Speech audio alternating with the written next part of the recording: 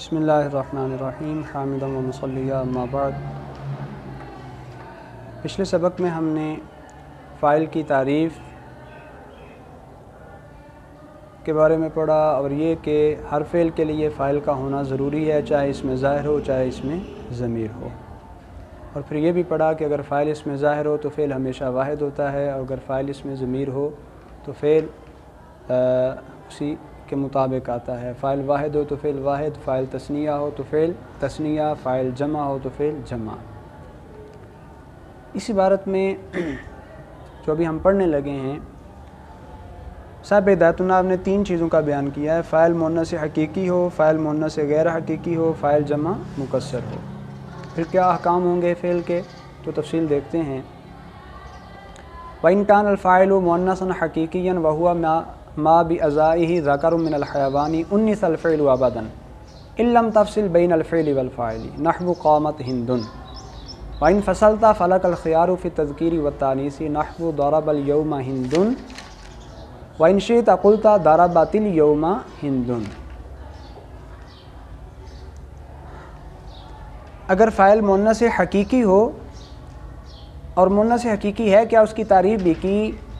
مؤنث حقیقی اس کو کہتے ہیں جس کے مقابلے میں حیوان مذکر موجود ہو۔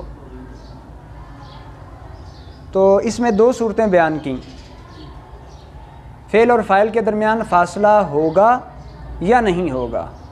اگر فعل اور فاعل کے درمیان فاصلہ نہ ہو،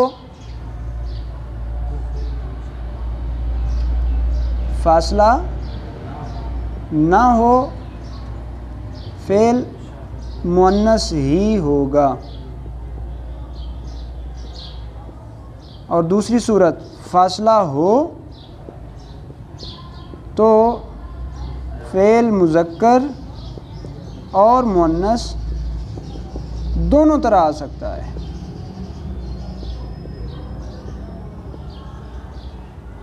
ٹھیک ہے جی، فاعل مؤنث حقیقی ہو، فعل اور فاعل کے درمیان فاصلہ نہ ہو تو فعل مؤنث ہی ہوگا، جیسے قامت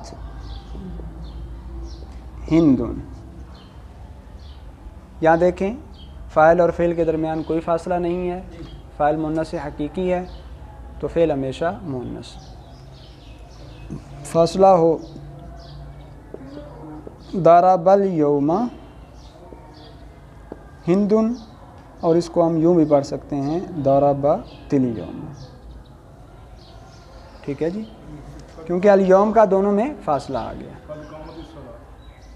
نہیں، وہ قامت الصلاۃ میں تو وہی چیز آ گئی، وہاں فاصلہ نہیں ہے، وہ پہلی صورت۔ اور الصلاۃ وہ ویسے مؤنث سے حقیقی نہیں ہے، وہ غیر حقیقی ہے۔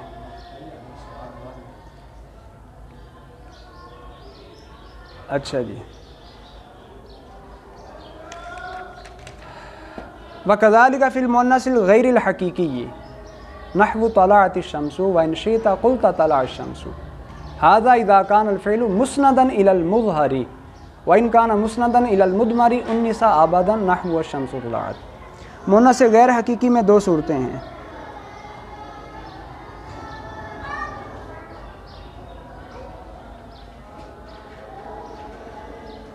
مؤنث حقیقی، غیر حقیقی، فاعل اس میں ظاہر، فاعل اس میں ہے غیر حقیقی، اس میں ظاہر ہے یا اس میں ضمیر ہے۔ اگر اس میں ظاہر ہے تو اس کا حکم مؤنث حقیقی والی دوسری صورت والا ہوگا۔ مؤنث غیر حقیقی میں فعل اور فاعل کے درمیان فاصلہ ہو یا نہ ہو، حکم یہی ہوگا کہ فعل مذکر اور مؤنث دونوں طرح آ سکتا ہے۔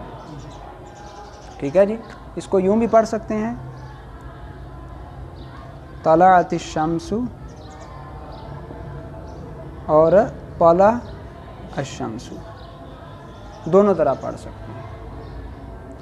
فاعل مؤنث غیر، الشمس مؤنث ہے لیکن غیر حقیقی ہے، کیونکہ اس کے مقابلے میں کوئی مذکر جاندار موجود نہیں ہے۔ مؤنث سماعی ہے، اہل عرب اسے مؤنث کے طور پر استعمال کرتے ہیں، تو اس کے لیے فعل مؤنث بھی لا سکتے ہیں اور مذکر بھی لا سکتے ہیں، دونوں طرح لا سکتے ہیں، اس میں ظاہر ہے۔ لیکن مؤنث غیر حقیقی اس میں ضمیر ہو تو پھر یہ والی صورت کا جو حکم تھا وہ یہاں بھی آ جائے گا.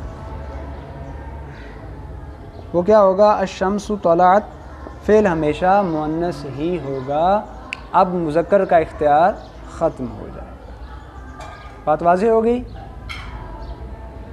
وجمع التکسیری کالمؤنث الغیر الحقیقی تقول قام الرجال وإن شئت قلت قامت الرجال والرجال قامت ويجوز فيه الرجال قاموا. جمع مکسر میں بھی یہی دو صورتیں ہیں، اس میں ظاہر، اس میں ضمیر. اگر جمع مکسر میں فاعل اس میں ظاہر ہے تو اس کا حکم مؤنث غیر حقیقی والا ہوگا. فعل مذکر بھی آ سکتا ہے، مؤنث بھی آ سکتا ہے. اس کو ہم قام الرجال بھی پڑھ سکتے ہیں اور قامت الرجال بھی پڑھ سکتے ہیں. ٹھیک ہے جی، دونوں طرح. لیکن جب ضمیر ہو تو پھر کیا پڑھیں گے؟ الرجال قامت، پھر فعل مؤنث ہی آئے گا. ہاں لیکن اس میں جمع مکسر میں ایک فرق غیر مؤنث غیر حقیقی سے جدا گانا ہے، اور وہ یہ ہے کہ جب فاعل جمع مکسر ہو اور اس میں ضمیر آئے تو اس میں فعل جمع مذکر بھی لا سکتے ہیں. یوں بھی کہہ سکتے ہیں الرجال قاموا، چونکہ فاعل پیچھے جمع ہے اسی مناسبت سے فعل بھی کیا لا سکتے ہیں؟ جمع لا سکتے ہیں. تو اس میں یہ دونوں صورتیں جائز ہوں گی. واضح ہو گیا؟ فاعل کی تین صورتیں، مؤنث حقیقی، مؤنث غیر حقیقی اور جمع مکسر. اگر مؤنث حقیقی ہو پھر دو صورتیں، فعل اور فاعل کے درمیان فاصلہ نہ ہو تو فعل مؤنث ہوگا قامت ہندن. فاصلہ ہو تو مذکر اور مؤنث دونوں طرح آ سکتا ہے، ضرب الیوم ہندن، ضرب الیوم ہندن. مؤنث غیر حقیقی ہو اس میں ظاہر ہوگا، اس میں ضمیر. اس میں ظاہر ہو تو پھر دونوں اعراب اس کو دونوں صیغوں کے ساتھ پڑھنا جائز ہے، مذکر کے ساتھ بھی اور مؤنث کے ساتھ بھی. اور اگر اس میں ضمیر ہو تو پھر مؤنث ہی آئے گا، مذکر نہیں آئے گا. جمع مکسر ہو اس میں دو صورتیں، اس میں ظاہر ہوگا، اس میں ضمیر. اگر اس میں ظاہر ہے تو پھر فعل دونوں طرح آ سکتا ہے، مذکر بھی مؤنث بھی. اور اس میں ضمیر ہو تو پھر فعل مؤنث آئے گا، لیکن اس میں ایک صورت یہ بھی جائز ہے کہ فعل جمع آ جائے. ٹھیک ہے جی، مؤنث بھی آ سکتا ہے، دوسری صورت یہ ہے جمع بھی آ سکتا ہے. اچھا جی، یہاں تک فعل اور فاعل کے باہمی تعلق کے حوالے سے جو فعل اور فاعل کے احکام تھے وہ مکمل ہوئے. اب فاعل اور مفعول کے حوالے سے کچھ احکام ہیں جن کا مصنف ذکر کر رہے ہیں.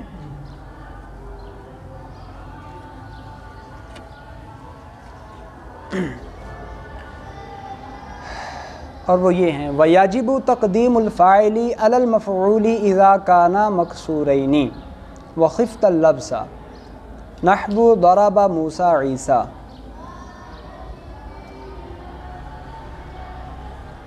فاعل اور مفعول دونوں اس میں مکسور ہوں تو فاعل کو مفعول پر مقدم کرنا واجب ہے. لیکن اس میں دوسری شرط یہ بھی ہے کہ التباس کا خوف بھی ہو، دونوں کے باہم خلط ملط ہو جانے کا خوف بھی ہو اگر ہم پہلے کو فاعل نہ بنائیں تو ایسی صورت میں پہلے کو فاعل بنانا ضروری ہوگا اور دوسرے کو مفعول بنانا. اگر فاعل اور مفعول دونوں اس میں مکسور ہوں اور التباس کا خوف ہو تو پہلے کو فاعل بنانا ضروری ہے. جیسے ضرب موسیٰ عیسیٰ، اس میں موسیٰ اور عیسیٰ دونوں اس میں مکسور ہیں تو اس میں جو پہلا ہوگا اسے فاعل مانا جائے گا اور دوسرے کو مفعول مانا جائے گا. وَيَجُوزُ تَقْدِيمُ الْمَفْعُولِ عَلَى الْفَاعِلِ إِن لَّمْ تَخَفِ اللَّبْسَ نَحْوُ أَكَلَ الْكُمَثْرَ يَحْيَىٰ وَضَرَبَ عَمْرًا زَيْدٌ. دوسری صورت، اگر فاعل اور مفعول کے حوالے سے التباس کا خدشہ نہ ہو تو پھر مفعول کو فاعل پر مقدم کرنا بھی جائز ہے.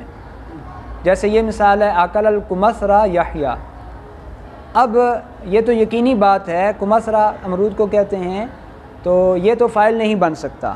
اب کمسرا اور یحییٰ میں التباس کا خوف نہیں ہے، اس لیے یہاں کمسرا کو جو کہ مفعول ہے مقدم کرنا جائز ہے۔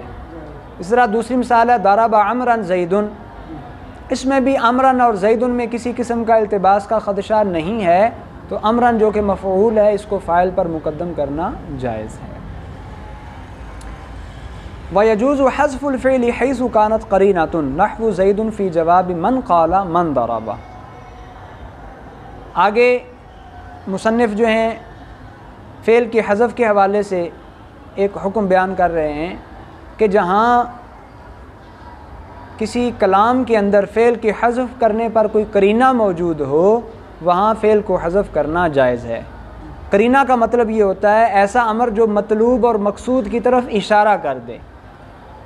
اب کسی نے کہا من ضرب، کس نے مارا ہے، تو سننے والا کہہ دے زید۔ اب یہاں فعل کے حذف ہونے پر یہ سائل کا سوال جو ہے یہ قرینہ ہے جس کے اندر ضرب موجود ہے، اور جب مجیب جواب دے رہا ہے صرف زید کہہ دینے سے ہی بات مکمل ہو جاتی ہے، اور سائل کا سوال ہی یہ اس بات کی نشاندہی کر دیتا ہے کہ جواب دینے والے کا مطلب ہے ضرب زید۔ ٹھیک ہے جی۔ وَقَضَا يَجُوزُ حَذْفُ الْفِعْلِ وَالْفَاعِلِ مَعًا كَنَعَمْ فِي جَوَابِ مَنْ قَالَ أَقَامَ زَيْدٌ۔ اچھا، اس میں یہ بیان کیا کہ جس طرح قرینہ موجود ہو تو فعل کو حذف کرنا جائز ہے، ایسے ہی قرینہ موجود ہو تو فعل اور فاعل دونوں کو اکٹھا حذف کرنا بھی جائز ہے۔ فعل کو بھی حذف کر سکتے ہیں، ساتھ ہی فاعل کو بھی حذف کر سکتے ہیں۔ جیسے کسی نے کہا اقام زید، کیا زید کھڑا ہے، تو اس کے جواب میں صرف اتنا کہہ دیا جائے نعم۔ اب فعل بھی گیا اور فاعل بھی گیا، اور ان دونوں کی حذف پر فاعل یا سائل کا سوال جو ہے وہ قرینہ ہے۔ وقد يحذف الفاعل ويقام المفعول مقامه اذا كان الفعل مجهولا نحو ضرب زید وهو القسم الثاني من المرفوعات۔ کبھی کبھی ایسا بھی ہوتا ہے کہ کسی کلام میں سے فاعل کو حذف کر کے مفعول کو اس کا قائم مقام بنا دیا جاتا ہے، لیکن اس میں شرط یہ ہے کہ فعل مجہول ہو، معروف نہ ہو۔ تو جب فعل مجہول ہو وہاں فاعل کو حذف کر کے مفعول کو اس کا قائم مقام بنا دیا جاتا ہے، اور اس سے آگے بحث ہونے والی ہے جو کہ مرفوعات کی دوسری قسم ہے، جس کو کیا کہا جاتا ہے، مفعول ما لم یسمى فاعلہ، یعنی نائب فاعل۔ یہاں تک الحمدللہ ہم نے فاعل کی تعریف اور اس کے حوالے سے، فعل کے حوالے سے اور فاعل کے حوالے سے اور مفعول کے حوالے سے مشترکہ احکام کی تفصیل پڑھی۔ انشاءاللہ ہمارا اگلا سبق جو ہے وہ مشہور زمانہ باز تنازع فعلان کے حوالے سے ہے، تو اللہ تعالیٰ کی بات